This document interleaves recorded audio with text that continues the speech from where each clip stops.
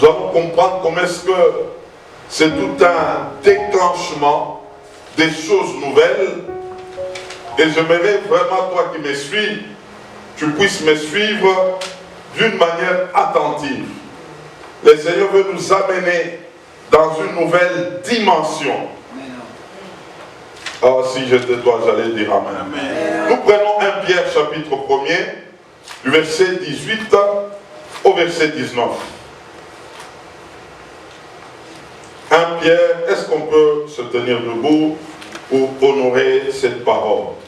1 Pierre chapitre 1er, du verset 18 au verset 19, nous lisons au nom de Jésus-Christ. Amen. Sachant que ce n'est pas par des choses périssables, par de l'argent ou de l'or, que vous avez été rachetés de la vaine manière de vivre que vous aviez hérité de vos pères, mais par le sang précieux de Christ, comme d'un agneau sans défaut et sans tache. Amen. On peut acclamer cette parole. Alléluia.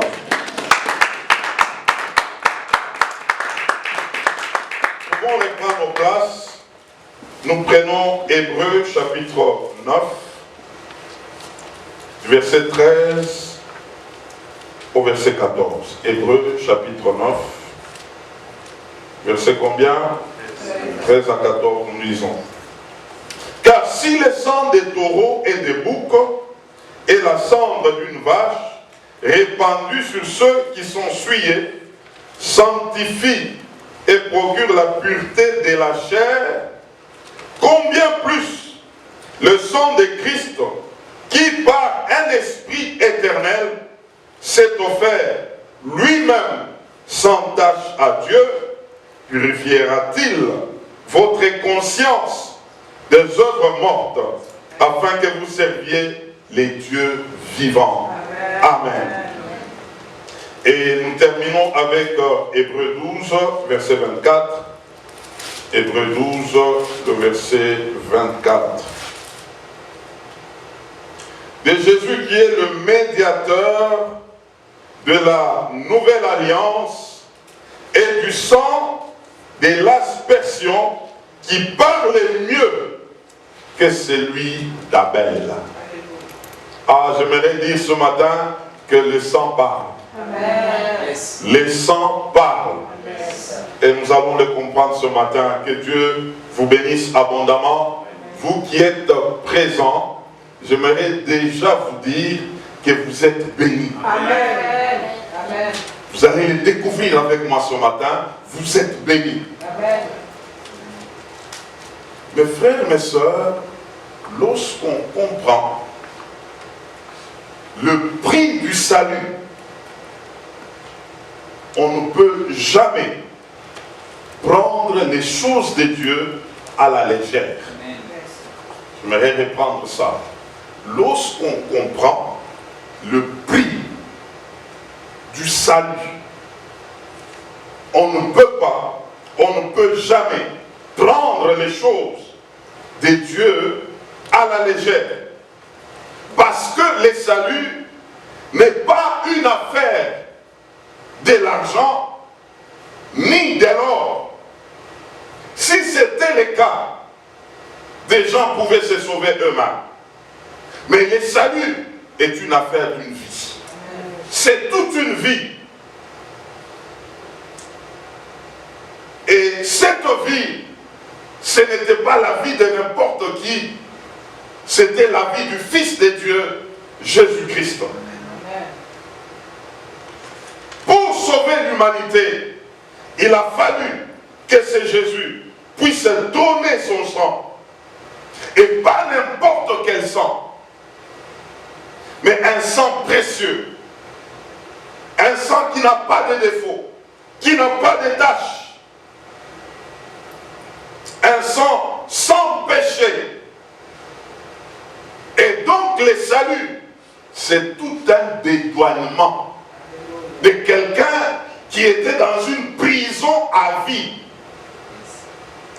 Mais quelqu'un d'autre a donné de sa vie pour racheter la personne qui était en prison. Et donc c'est pourquoi Hébreu est en train de dire les buts du sang de Jésus-Christ avaient la capacité, le pouvoir de nous sauver. Amen. Mais pas le sang des taureaux ni des boucs. Ces sangs-là n'étaient pas en mesure de sauver l'homme. Vous savez pourquoi? Parce que déjà, quand on parle d'un animal, l'animal n'a pas un esprit. L'animal a une âme et un corps. Or, les saluts touchent l'esprit. C'est pourquoi, même quand l'homme péchait et qu'il fallait réparer, le péché n'était pas ôté, mais le péché était couvert. Et donc l'homme devait encore rentrer dans les mêmes choses. Même si on pouvait faire l'expiation, le péché de l'homme était toujours là. Parce que l'expiation se faisait par l'aspersion du sang d'un animal qui n'avait pas un esprit. On va se comprendre avec vous.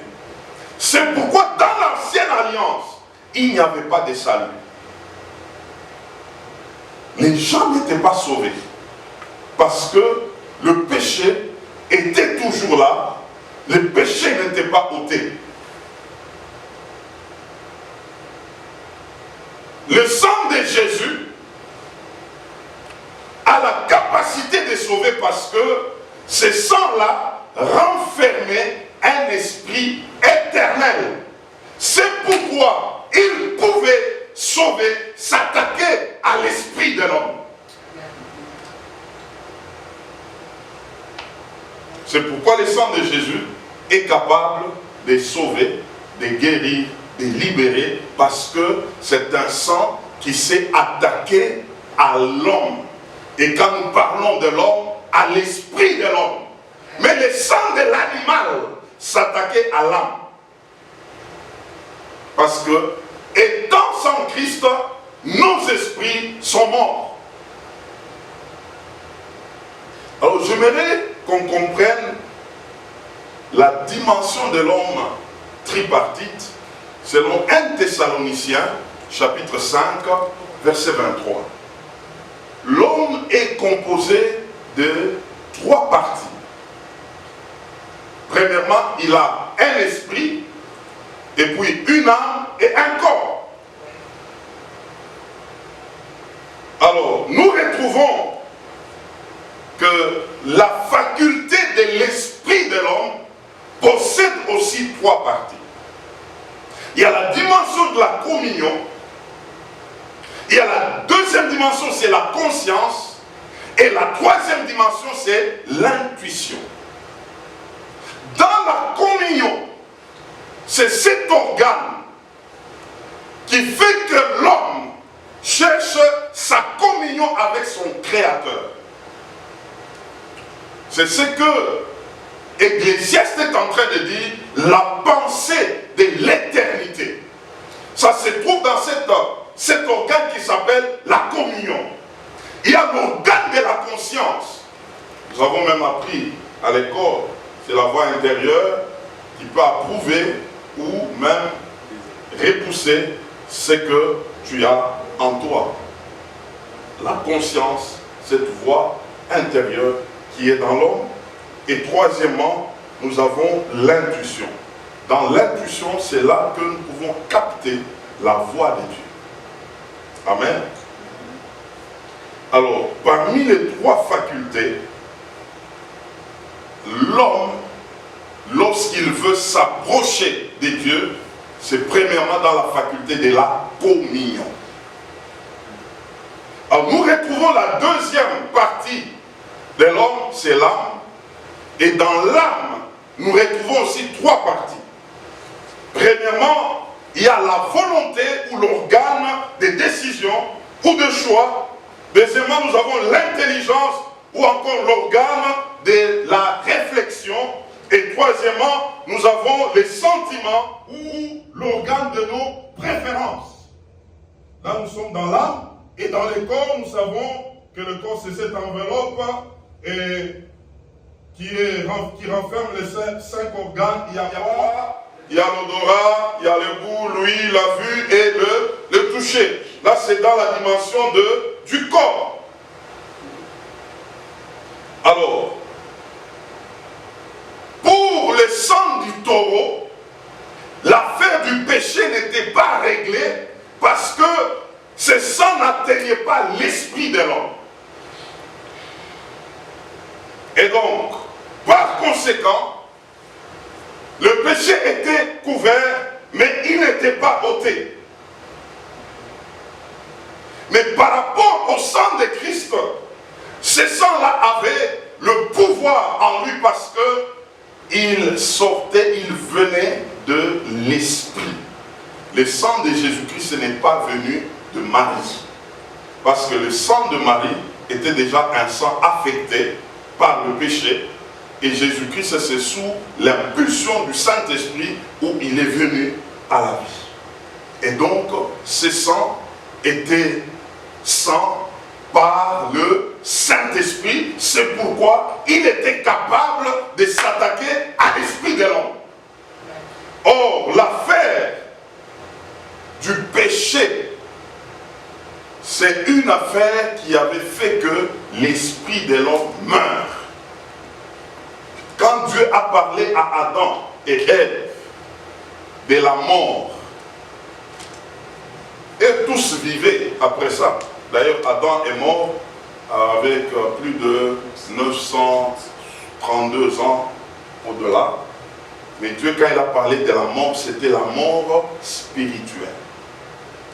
Et donc c'est comme ça qu'à dater de ces jours-là, l'homme commençait à vivre avec une âme et un corps. Et c'est comme ça que quand Jésus, lui, est venu, il est venu par l'esprit.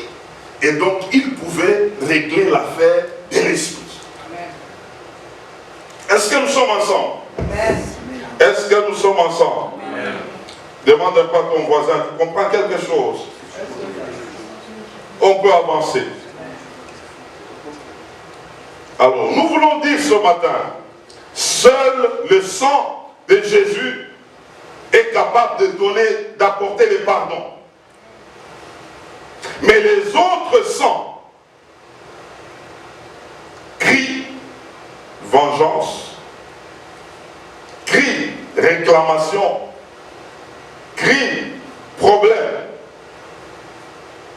Mes frères, aujourd'hui nous voulons introduire, ou par le Saint-Esprit nous voulons comprendre quelque chose en ce qui concerne les sangs, ou encore les autres sangs. Dans Ésaïe chapitre 1er, verset 18 à 19, on est en train de nous dire, lorsque tes péchés sont comme le cramoisi, moi je vais les rendre blancs comme la neige. Dans Colossiens chapitre 2, de 14 à 15, on nous parle qu'il a effacé l'acte dont les ordonnances vous condamnez, il les a cloués à la croix. Et c'est pourquoi Hébreux chapitre 2 verset 3 est en train de dire, si nous comprenons ces choses, nous ne devons pas négliger ce si grand salut. Amen. Il n'y a que le sang de Jésus-Christ qui peut t'accorder le pardon. Il n'y a que le sang de Jésus-Christ qui peut attaquer même ta conscience morte au niveau de ton esprit. Amen. Pourquoi les gens se font du mal aujourd'hui? Il y a d'autres personnes, ils ne se sont jamais sentis pardonnés. Dans leur conscience, ils sont chargés des choses qu'ils ont faites.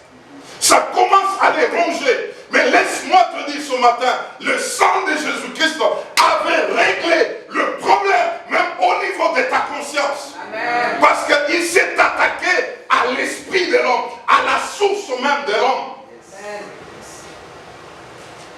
Oh, nous allons le comprendre tout au long de ce programme. Mais aujourd'hui, j'ai voulu introduire pour te parler des autres sangs. les effets des autres sangs.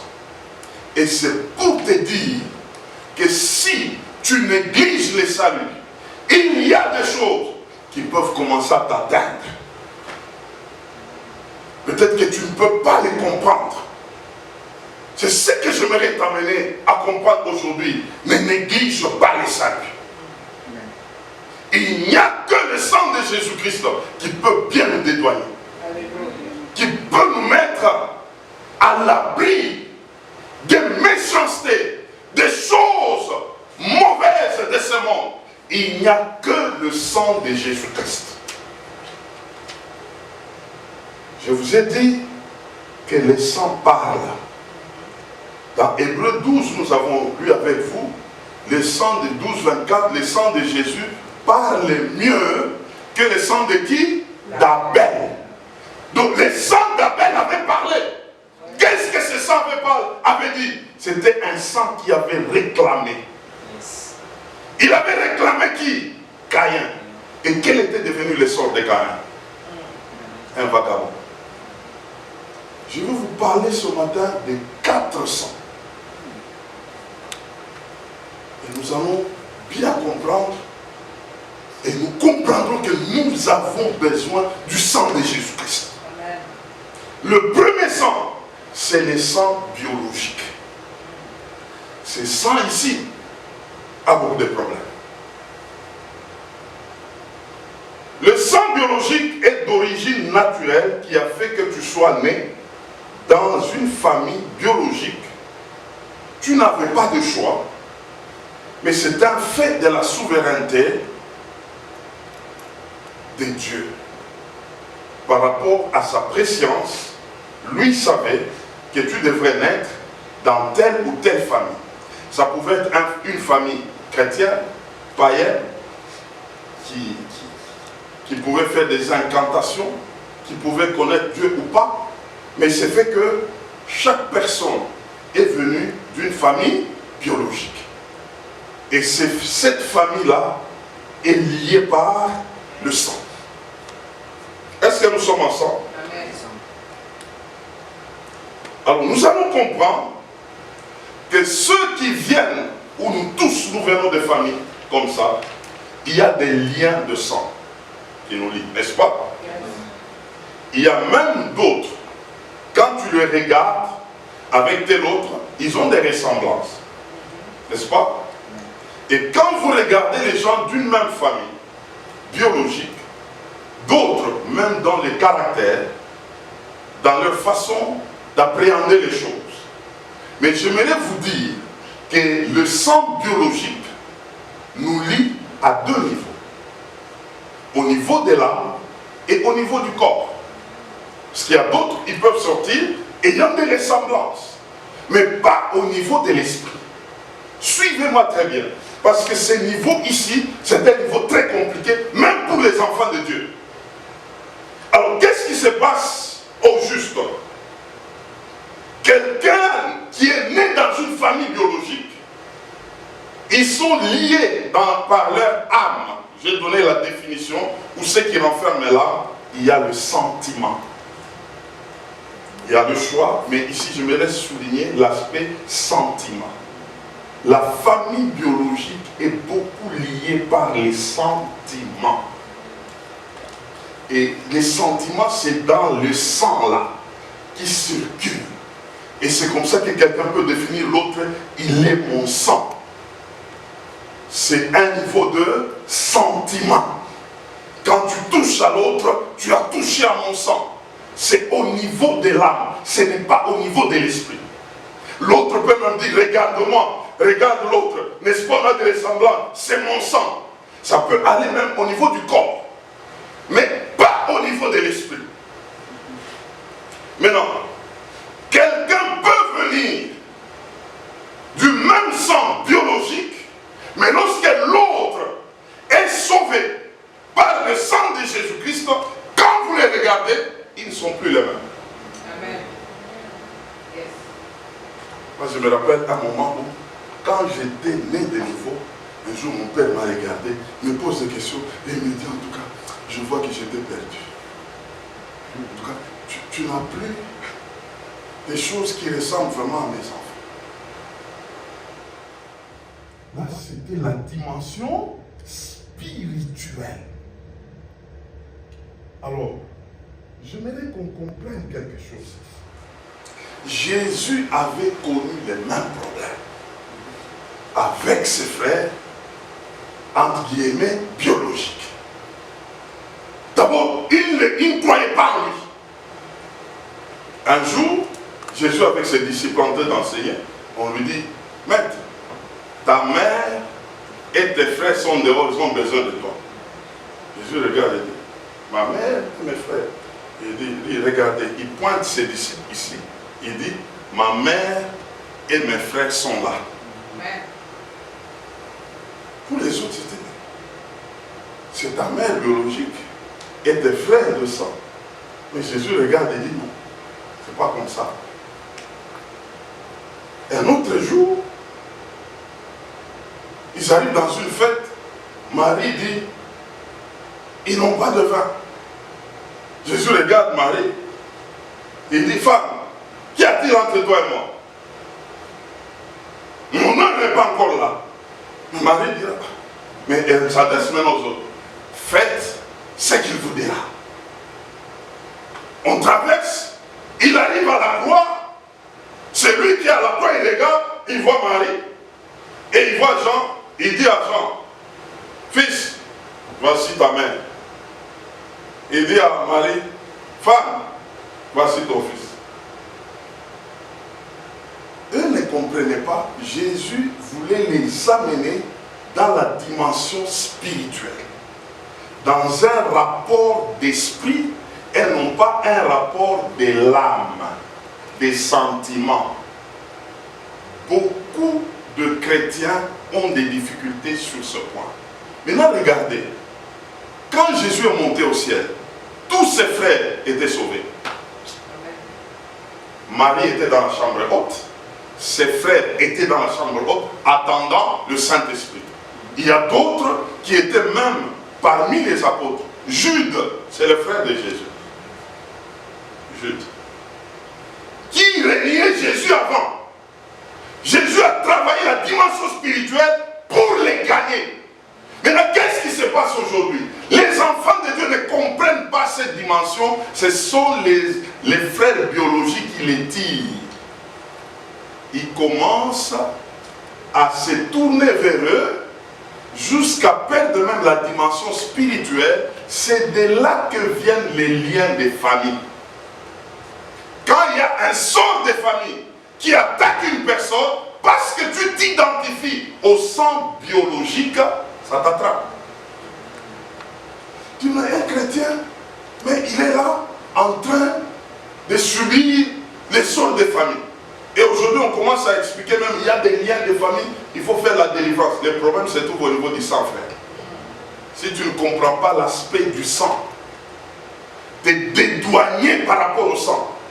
Que tu sois identifié par le sang de Jésus et non pas par le sang biologique. Est-ce que quelqu'un me comprend? Amen. Le sang biologique a beaucoup de sentiments. Beaucoup de sentiments. Et c'est comme ça qu'on attrape plusieurs à ce niveau-là, parce qu'on veut t'amener à t'identifier au sang biologique, au lieu de t'identifier au sang de Jésus-Christ.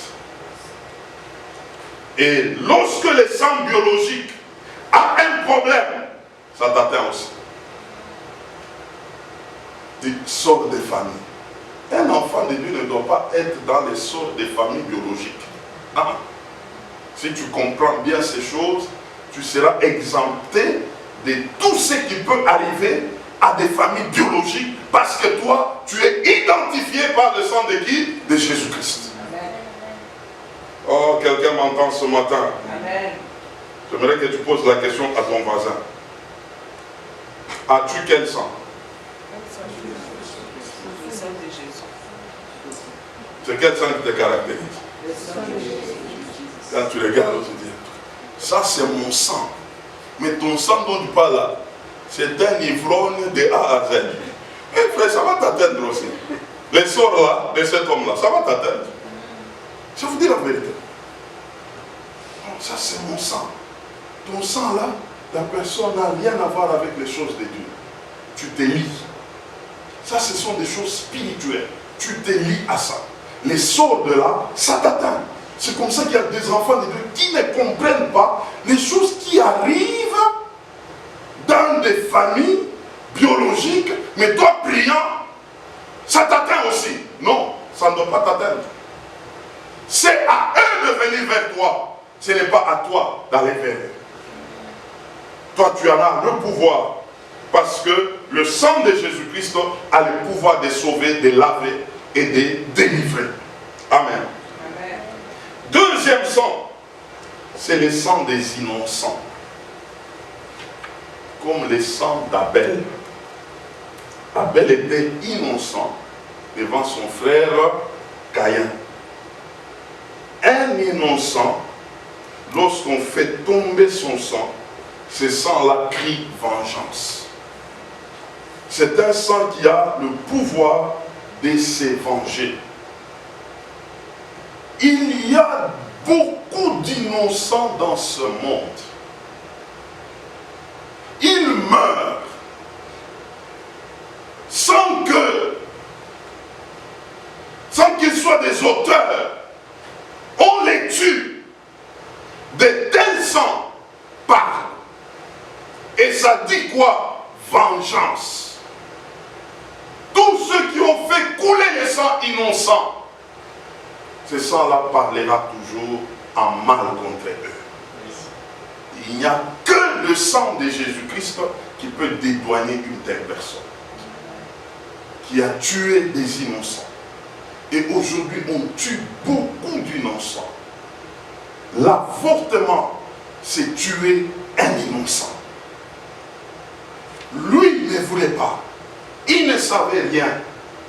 On l'amène à la vie et puis on tue. On a tué un innocent et un tel sang part.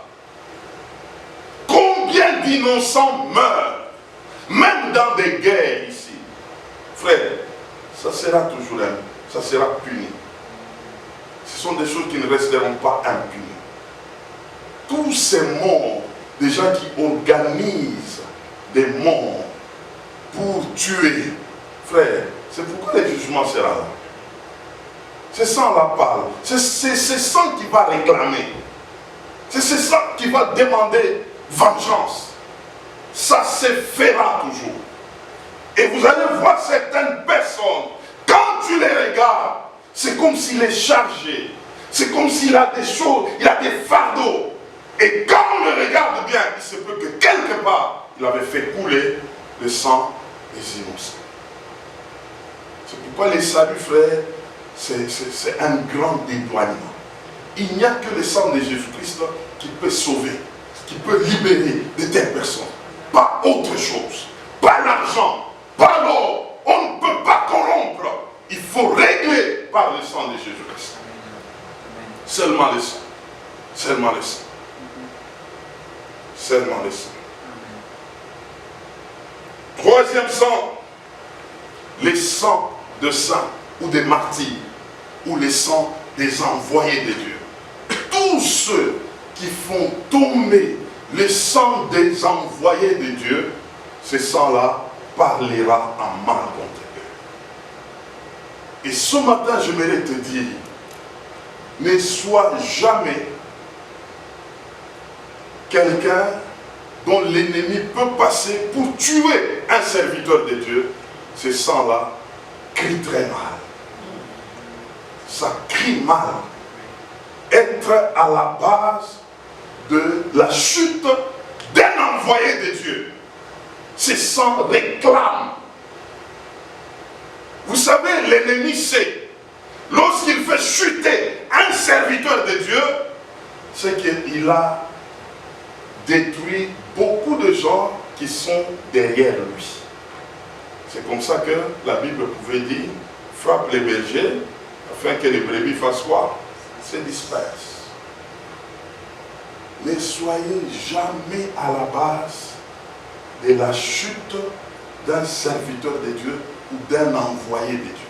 Ne sois pas un instrument par lequel que Satan passera. C'est comme Judas. Vous savez, on avait demandé les sorts de Judas à Jésus. Mais comment est-ce que quelqu'un comme ça est arrivé dans ce point? Et l'interprétation était quoi? Une telle personne, il ne fallait même pas qu'elle existe. Parce que le sort là est très compliqué. Faire couler ce sang là, c'est très compliqué. Et parce que lui l'a fait, même sans demander pardon, il est allé se pendre. Il y a des gens, quand tu remarques que c'est un envoyé de Dieu, il se complique quelque part, ne sois pas l'auteur de ça. Laisse-les tranquilles. Au besoin, prie même pour eux. Combien de gens ont tué des gens, des envoyés de Dieu?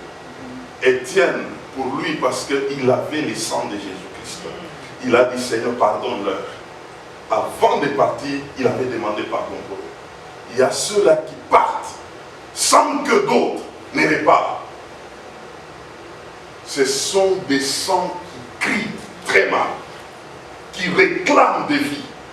Il y a des gens qui seront jugés à cause de ça. Des gens comme des Hérodes. Là, on donnait qu'on donne, qu'on amène la tête de Jean-Baptiste sur un plan. Ah. En tout cas, là c'est grave, frère. C'est très grave. Ces sangs-là, c'est un sang très dangereux. Très dangereux.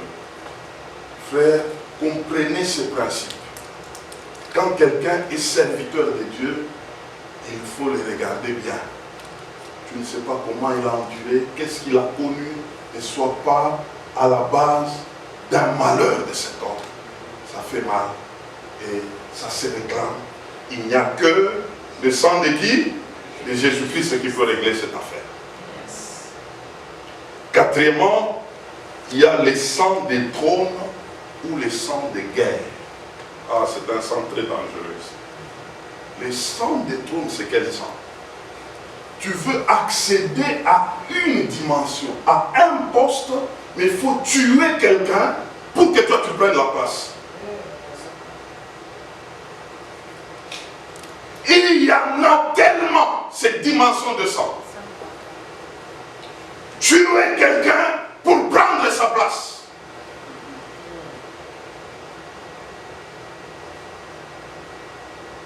Ôte-toi de là pour que moi je m'y mette.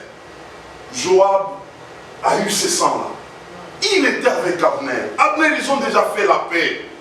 Mais Joab regarde, il dit non, lui général, moi aussi général. Ah, si nous restons dans la cour ici, ça sera compliqué. Joab s'est arrangé, il a pris le couteau, il a tué. Et David regarde Joab, il dit, qu'est-ce que tu as... Il regarde Joab, il dit, qu'est-ce que tu as fait? Tu as fait couler les sangs de guerre. Ce sang te poursuivra. Et Joab était mort de la même mort que qui? Que Abner. Lui aussi, on l'avait mis un couteau. Le sang de guerre. Ce sang, c'est là que des gens vivent dans la haine. Ils tuent. Lui-même, David, il prend la femme d'autrui pour chercher à effacer les traces. Il tue le mari de cette femme. Le sang de guerre l'avait réclamé. On lui dit, l'épée ici ne va pas s'éloigner de ta maison. Absalom a tué son propre frère et tous les enfants de David dans la maison de David. Il y a eu le sang qui a coulé dans la maison de David. Absalom a voulu même tuer son père, prendre la place de son père, et Absalom, lui aussi à son tour, il était réglé, on l'avait tué aussi. Le sang des trônes peuvent créer même le meurtre dans la famille biologique. Des gens commencent à s'entretuer parce que quelqu'un a suscité ce sang. David, par la suite, il connaissait l'impact de ce sang lorsque il fallait remplacer Saül. Il a dit quoi? Je ne peux pas les toucher. Je ne peux pas tuer le roi de l'Éternel. Quand bien même on voulait les tuer, mais lui dit non, non, je ne mettrai pas ma main sur lui. Je ne veux pas les tuer pour prendre sa place. Et la personne qui est venu donner la nouvelle à Saül, à David, que Saül est mort. Il m'avait demandé de l'achever. David a dit, ce n'est pas une bonne nouvelle que tu viens de m'apporter, tu vas mourir à sa place. Cet homme-là, l'Amalécite, on l'avait tué parce qu'il avait mis la main sur qui? Sur Saül. Oh, c'est David qui devrait remplacer Saül. Il a dit, je ne peux pas tuer pour prendre sa place, que Dieu s'en occupe. Et si nous regardons aujourd'hui, combien de meurtres de ce genre? Vous allez voir quelqu'un quelque part, mais parce qu'il avait tué la personne qui était là. C'est sans cri. C'est sans cri. C'est pourquoi, mes frères, il y a même des personnes qui n'aiment pas s'approcher des choses de Dieu à cause de ces choses ici. Il y a un sang qui les réclame. Ce sang parle. Quand tu lui parles des choses de Dieu, c'est comme il dit, ça va se réveiller. Parce que je dois ouvrir mon cœur. Ne croyez pas que des gens repoussent les choses de Dieu comme ça. Il y a des choses là-dedans. Il y a des choses là-dedans. Si nous sondons bien, nous parlons bien avec des gens, il y a des gens qui peuvent te dire que non, comme moi je n'aime pas ces choses. J'ai déjà tué. Est-ce qu'on va me pardonner?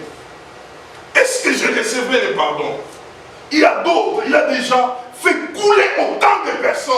Il était à la base des choses qui arrivaient, les malheurs qui arrivaient dans des familles. Il est incapable de réparer.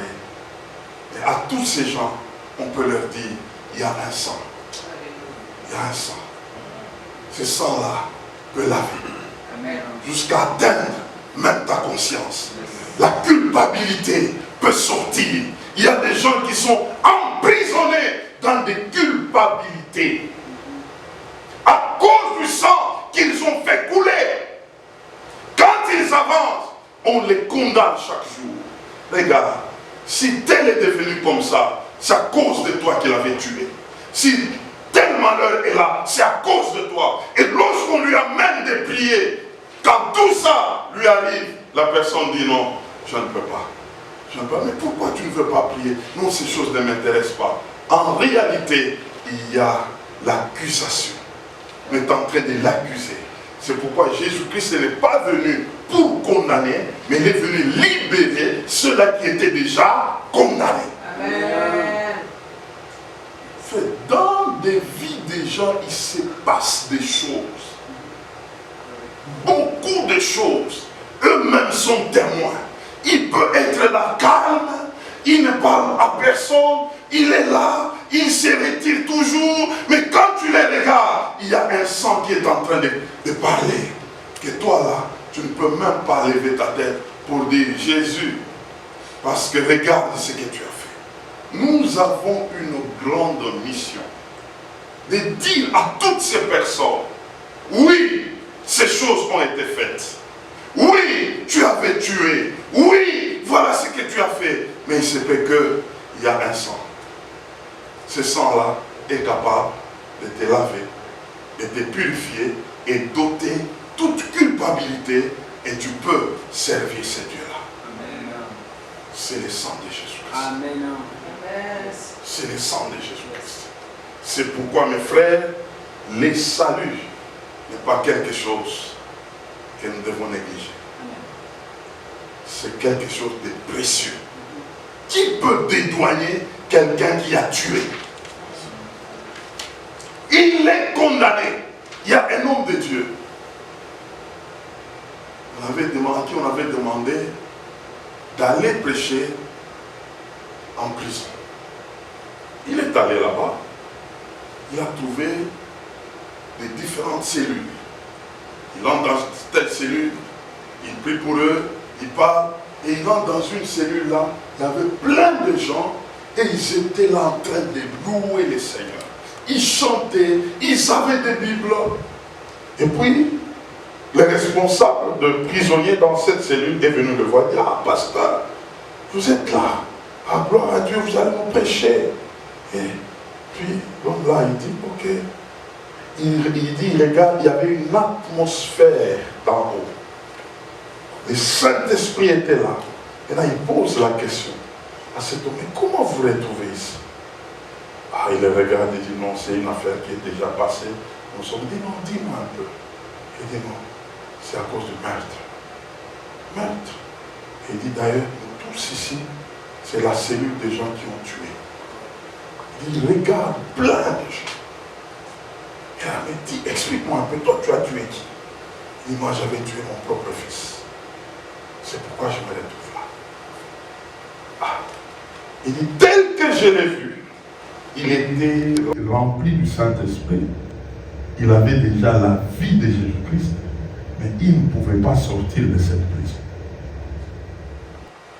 Parce que là, c'est les hommes qu'il avait déjà condamnés. Mais lui au moins, parce qu'eux tous ils avaient des prisons à vie. Mais ils étaient déjà sauvés. Parce que les sangs, lui avait réglé l'affaire. Les hommes pouvaient les arrêter à ce niveau-là, mais les sangs pouvaient déjà les libérer de cette cause-là. C'est par là que nous pouvons dire, les saluts, ce n'est pas peu de choses. Nous avons un message, c'est d'aller dire aux autres, quel que soit ce que vous avez fait, il y a un sang. Amen. Il y a un sang. Amen. Même s'il te dit, c'est impossible que je sois sauvé. Tu lui dis, ce qui est impossible aux hommes est possible à Dieu. Amen. À cause de ce sang. Yes. C'est pourquoi, mes frères, nous ne devons pas négliger. Nous avons un don qui est tellement précieux que nous devons en être fiers de le présenter aux hommes. Amen. Il y a des gens qui sont forts extérieurement, mais intérieurement, ils sont faibles parce que leur conscience est en train toujours de les tuer chaque jour. Amen. Mais tu peux aller vers ces gens-là pour leur présenter le sang. Le sang. Le sang. C'est un sang précieux. Ce sang ne crie pas vengeance. Ce sang crie pardon. Ce sang crie libération. Ce sang crie délivrance. Ce sang crie vie. C'est le sang dont nous sommes en train de présenter. Amen. Ce matin, je me clôturer par là pour dire, nous avons la charge d'intercéder. Nous avons la charge de demander pardon à toutes ces personnes. Peut-être, elles ne savent pas délier leur langue. J'ai toujours dit, lorsque quelqu'un est vraiment sceptique aux choses de Dieu, il se peut qu'il a fait quelque chose. C'est la chose là qui pèse. Quand tu te regardes par rapport à la chose, dis non, non, moi, je n'ai pas droit au salut. Mais maintenant, il ne peut pas le dire comme ça, il repousse le salut. Il va te dire, non, je ne veux pas vos choses là, vos choses. Frère, persévère. Tu verras une telle personne, elle peut s'arrêter, commence à pleurer pour te dire, en tout cas, si je fais ça, voilà ce que j'ai fait. Voilà ce que j'ai fait. Un incrédule qui est à fond, tu sonnes sa vie, il y a quelque part le sang. Il y a quelque part le sang. Il a fait couler le sang quelque part, ça pèse sur lui, il dit que non, non, Dieu ne peut pas m'accepter. Donc Dieu est capable de t'accepter par le sang de Jésus-Christ.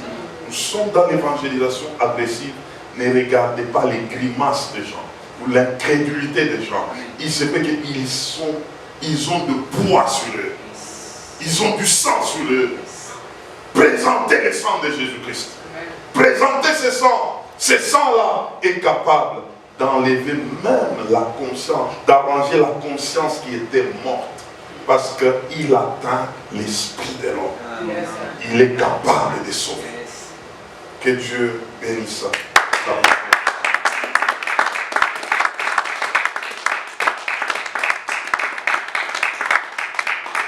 Nous voulons prier.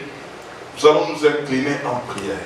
Cette semaine, c'est une semaine de repentance. Nous allons plaider pour toutes ces personnes qui ont fait couler des sangs innocents, que le Seigneur le regarde par le sang de Jésus-Christ.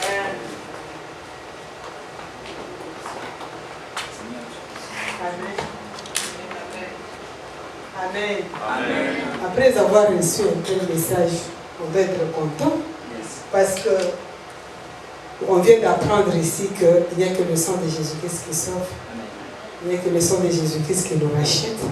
Il n'y a que le sang de Jésus-Christ qui nous ramène dans notre état originel. Nous redevenons enfants de Dieu. Parce que Jésus-Christ est allé à la croix, il a versé son sang pour toi et pour moi. Et disons que nous sommes sauvés, en accord avec Romains 10, verset 9.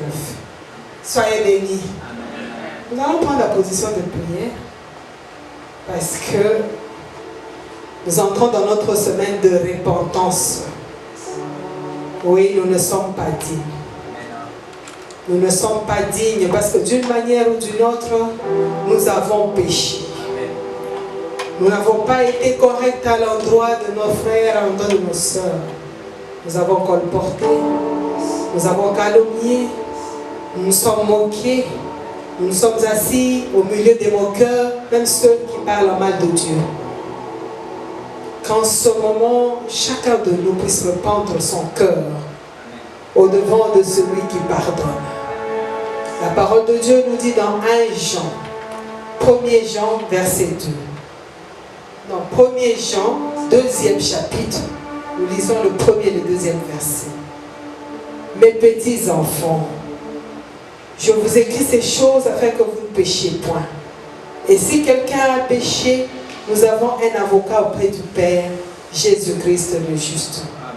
Il est lui-même une victime expiatoire pour nos péchés, non seulement pour les nôtres, mais aussi pour ceux du monde entier. Voilà, le pasteur vient de nous dire, il y a des gens qui résistent parce qu'ils se sentent coupables. Ils pensent qu'en venant devant le Seigneur ou en confessant leurs péchés, ils seront mal vus ou peut-être que Dieu ne va pas leur pardonner. Mais nous venons d'apprendre en ce lieu que peu importe ton péché, qu'il soit noir comme la cramoisie, le Seigneur est capable de nettoyer et de rendre ça plus blanc, plus clair, plus blanc que neige. Que chacun de nous repente son cœur, nous prions au nom de Jésus-Christ.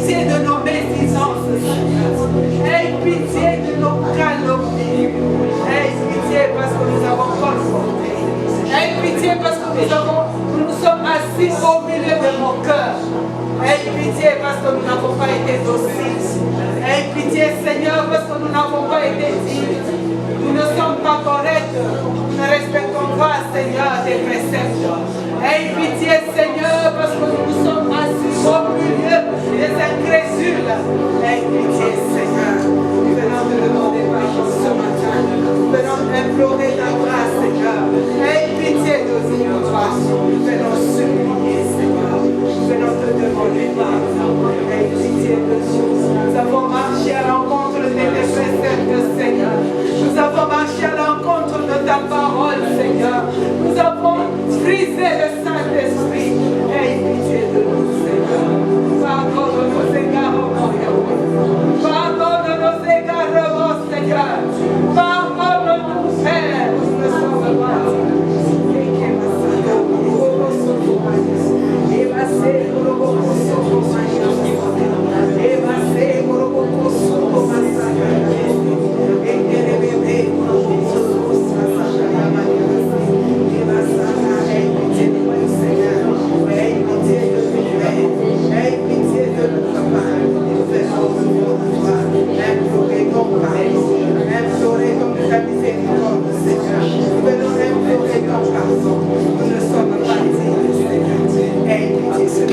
Il avait déjà la vie de Jésus-Christ, mais il ne pouvait pas sortir de cette prison. Parce que là, c'est les hommes qu'il avait déjà condamnés. Mais lui au moins, parce qu'eux tous ils avaient des prisons à vie. Mais ils étaient déjà sauvés. Parce que les sangs, lui, avait réglé l'affaire. Les hommes pouvaient les arrêter à ce niveau-là, mais les sangs pouvaient déjà les libérer de cette cause-là. C'est par là que nous pouvons dire, les saluts, ce n'est pas peu de choses. Nous avons un message, c'est d'aller dire aux autres, quel que soit ce que vous avez fait, il y a un sang. Amen. Il y a un sang. Même s'il te dit, c'est impossible que je sois sauvé. Tu lui dis, ce qui est impossible aux hommes est possible à Dieu. Amen. À cause de ce sang. Yes. C'est pourquoi, mes frères, nous ne devons pas négliger. Nous avons un don qui est tellement précieux que nous devons en être fiers de le présenter aux hommes. Amen. Il y a des gens qui sont forts extérieurement, mais intérieurement, ils sont faibles parce que leur conscience est en train toujours de les tuer chaque jour. Mais tu peux aller vers ces gens-là pour leur présenter le sang. Le sang. Le sang. C'est un sang précieux. Ce sang ne crie pas vengeance. Ce sang crie pardon. Ce sang crie libération. Ce sang crie délivrance. Ce sang crie vie. C'est le sang dont nous sommes en train de présenter. Ce matin, je me clôturer par là pour dire, nous avons la charge d'intercéder. Amen. Nous avons la charge de demander pardon à toutes ces personnes. Peut-être, elles ne savent pas délier leur langue. J'ai toujours dit, lorsque quelqu'un est vraiment sceptique aux choses de Dieu, il se peut qu'il a fait quelque chose. C'est la chose là qui pèse. Quand tu te regardes par rapport à la chose, dis non, non, moi, je n'ai pas droit au salut. Mais maintenant, il ne peut pas le dire comme ça, il repousse les saluts. Il va te dire, non, je ne veux pas vos choses là, vos choses. Frère, persévère. Tu verras une telle personne, elle peut s'arrêter, commence à pleurer pour te dire, en tout cas, si je fais ça, voilà ce que j'ai fait. Voilà ce que j'ai fait. Un incrédule qui est à fond, tu sonnes sa vie, il y a quelque part le sang. Il y a quelque part le sang. Il a fait couler le sang quelque part, ça pèse sur lui, il dit que non, non, Dieu ne peut pas m'accepter. Donc Dieu est capable de t'accepter par le sang de Jésus-Christ. Nous sommes dans l'évangélisation agressive, ne regardez pas les grimaces des gens ou l'incrédulité des gens. Il se fait qu'ils ont de poids sur eux. Ils ont du sang sur eux. Présentez le sang de Jésus-Christ. Présentez ce sang. Ce sang-là est capable d'enlever même la conscience, d'arranger la conscience qui était morte. Parce qu'il atteint l'esprit de l'homme. Il est capable de sauver. Que Dieu bénisse.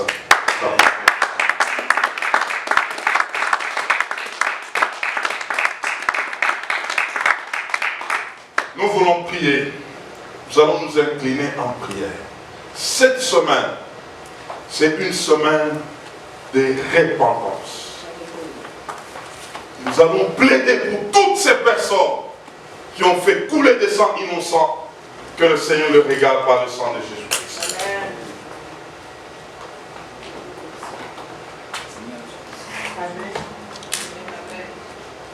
Amen. Amen. Après avoir reçu un tel message, on doit être content parce que on vient d'apprendre ici qu'il n'y a que le sang de Jésus-Christ qui sauve. Il n'y a que le sang de Jésus-Christ qui nous rachète. Il n'y a que le sang de Jésus-Christ qui nous ramène dans notre état originel. Nous redevenons enfants de Dieu parce que Jésus-Christ est allé à la croix. Il a versé son sang pour toi et pour moi. Et disons que nous sommes sauvés en accord avec Romains 10, verset 9.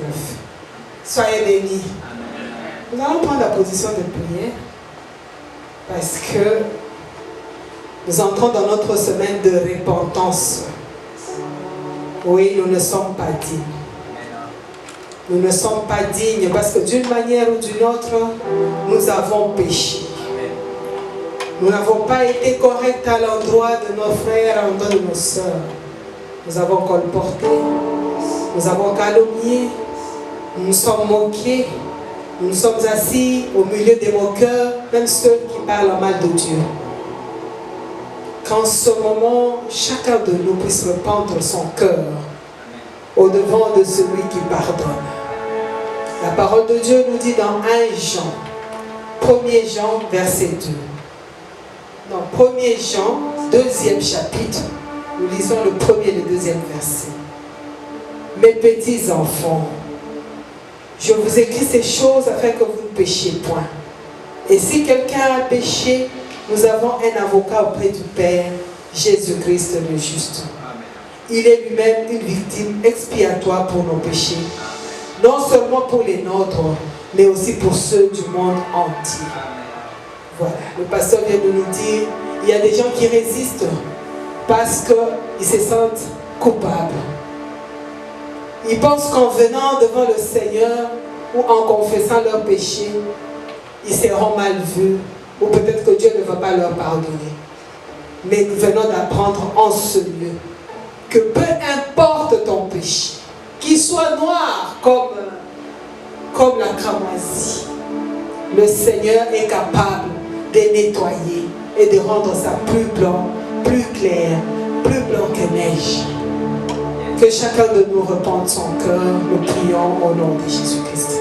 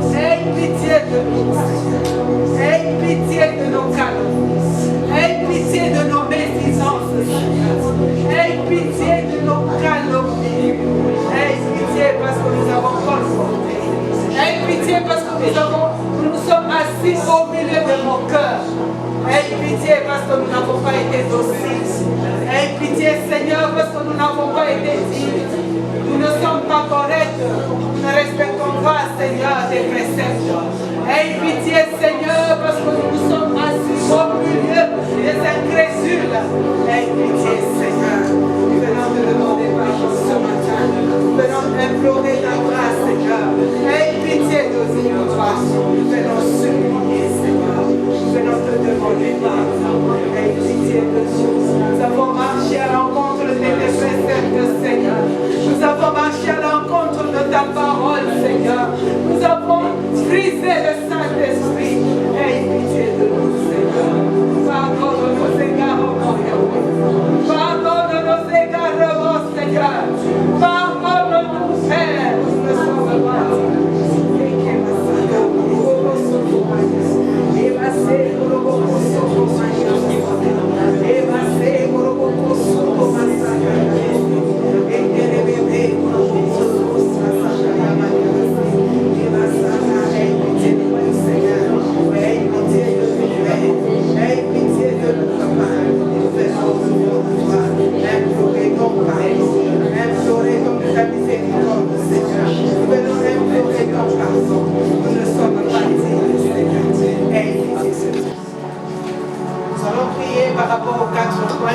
pasteur nous a donné ici.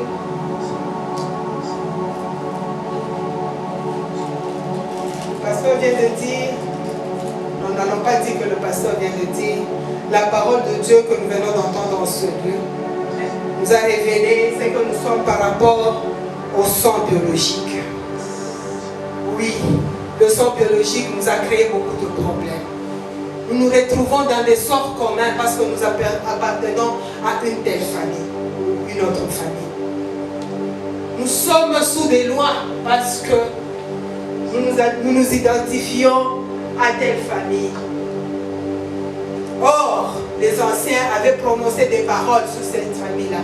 Les anciens avaient dit dans cette famille, on ne se mariera pas. Mais nous nous identifions à ces familles-là. La parole de Dieu nous a dit ce matin qu'il n'y a que le sang de Jésus-Christ. Il n'y a que le sang de Jésus-Christ qui nous libère. Il n'y a que le sang de Jésus-Christ qui peut nous dédouaner de ces lois, qui peut nous dédouaner de ces principes établis dans nos familles. Voilà pourquoi nous allons nous identifier à ce sang, au sang de Jésus-Christ, et nous allons refuser de nous identifier au sang des familles. Je refuse, tu dis au Seigneur, je refuse de m'identifier au sang, tu sais le nom de ta famille. Je refuse de m'identifier aux lois qui sont liées au sang. Nous prions au nom de Jésus. Que je refuse de m'identifier au sang. Je refuse de m'identifier au nom de Jésus. Je refuse de déclarer mon appartenance à la famille sans moi. Je refuse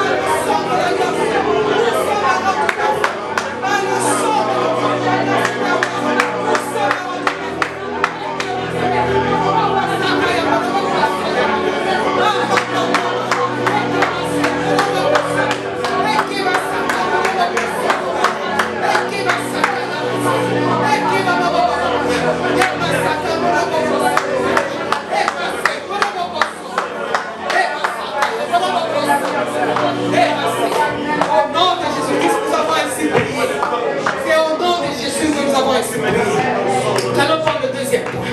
Nous allons prier pour les sangs des innocents. Ces sangs qui crient vengeance. Nous allons prier spécialement pour les avortants, pour les gens qui meurent dans les guerres. Nous allons prier pour le Congo. Nous allons prier pour l'Ukraine. Nous allons prier que le Seigneur venge le sang des innocents. Que le Seigneur venge le sang de nos frères qui sont en train de mourir innocemment. Nous allons prier au nom de Jésus.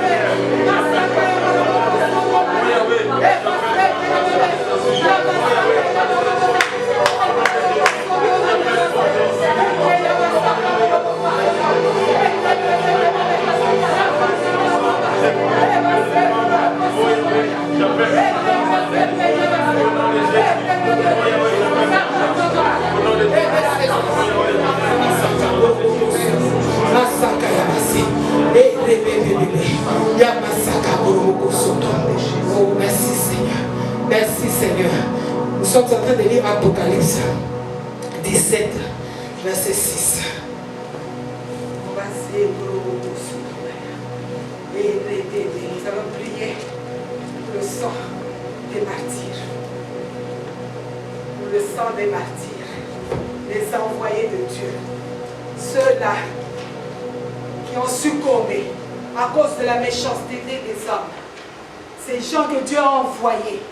Il y a des serviteurs qui ont été envoyés. Parce qu'ici, nous le voyons. Comme nous avons vu dans des pays en Asie, en Chine, on tue les gens qui apportent la bonne nouvelle.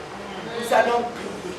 En accord avec Apocalypse 17, 6 qui dit: et j'ai vu cette femme, ivre du sang des saints. Que tous ceux qui sont ivres du sang des martyrs, tous ceux qui sont ivres de sang, des serviteurs de Dieu qui ont été lapidés, qui ont été tués innocemment, qu'ils reçoivent leur récompense. Je vis cette femme ivre de sang des saints et du sang des témoins de Jésus-Christ. Et en la voyant, j'ai fui saisi d'un grand étonnement. Oui. Nous devons nous étonner de voir ces gens qui maltraitent les hommes de Dieu. Nous devons nous étonner de ces gens qui parlent mal des hommes de Dieu. Nous devons nous étonner de toutes ces attitudes-là. Voilà pourquoi nous allons demander à Dieu que nous ne soyons pas de ces gens-là, que cela ne soit pas notre partage, que nous puissions nous distinguer, que nous soyons compatissants, que nous soyons ceux-là, quand nous voyons un serviteur de Dieu, nous ouvrons nos bras pour l'accueillir, nous ouvrons la porte de nos maisons pour l'accueillir. Nous allons prier au nom de Jésus-Christ. Oh Seigneur, je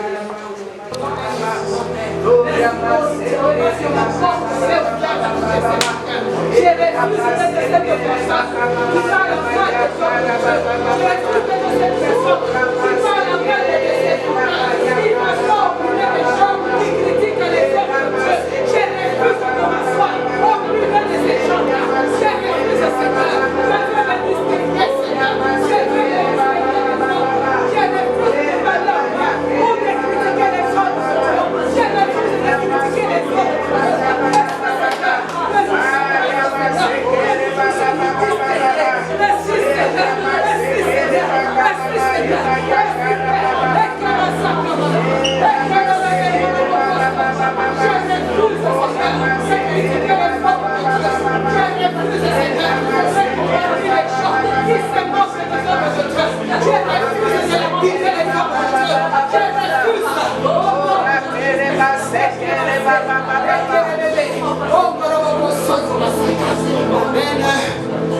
Amen. Le quatrième point, c'est le sang des trônes, le sang des guerres.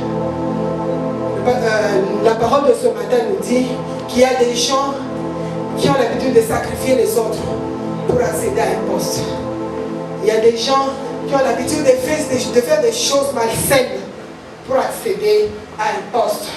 Je ne sais pas si ici ça existe, mais je sais que dans les pays d'où nous venons, pour accéder peut-être à un travail, pour être peut-être embauché, il y a des gens qui font des choses qui ne donnent pas gloire au Seigneur. C'est un peu dans cet entendement-là. Nous allons refuser. Nous allons refuser d'être ces gens-là qui font des complots contre les autres afin d'accéder. Nous allons refuser d'être ces gens-là qui se réunissent pour fomenter quelque chose et faire déplacer. Je peux donner un exemple. Le frère Eliezer, il est aujourd'hui compagnon d'œuvre. Il faut dire que je refuse d'être parmi les personnes qui peuvent se réunir, monter un complot, montrer un coup pour aller vers le pasteur et dire au pasteur que le frère Eliezer n'est pas digne. Nous allons prier en ce sens. Nous devons être des personnes qui font des bonnes œuvres. Nous devons être des personnes qui produisent les fruits de l'esprit. Nous ne devons pas être des personnes qui font des complots contre les autres. Nous allons refuser de faire partie de ces gens-là. Nous prions au nom de Jésus-Christ.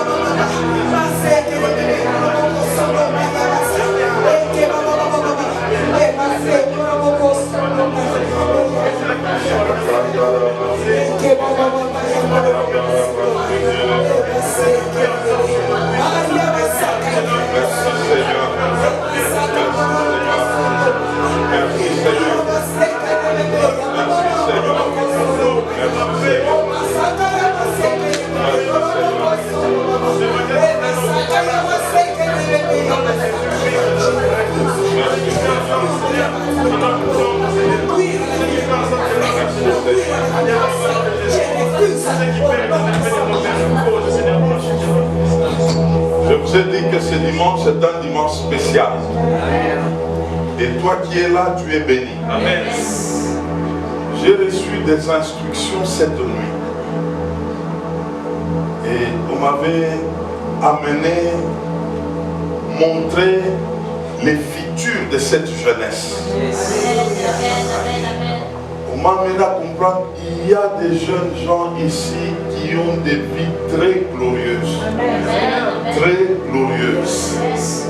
On m'a amené à voir là où le Seigneur est en train d'amener la jeunesse de CMCR.